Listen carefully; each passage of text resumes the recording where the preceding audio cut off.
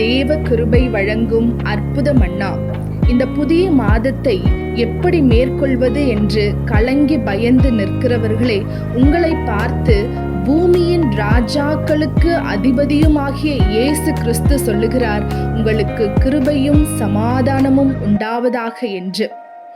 இன்று நமக்கு சமாதானம் இல்லை, சந்தோஷம் இல்லை, வேதனை, ஒருவித பயம், குழப்பம், அநேக தீமையான காரியங்கள் என்று குழம்பிக் கொண்டிருக்கிறீர்களா? உங்களை பார்த்து ஆண்டவர் சொல்லுகிறார், சத்ருவின் காரியங்கள் வாய்க்காது என்று. உங்கள் துக்கம் சந்தோஷமாய் மாறும். சமாதானம் உண்டாவதாக என்று சொன்னால் கண்டிப்பாக சமாதானம் உண்டாகும். அப்படியானால் யார் இப்படிப்பட்ட சமாதானத்தை கொடுப்பது?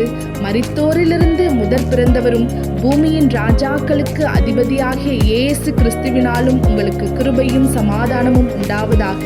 ஆமென்.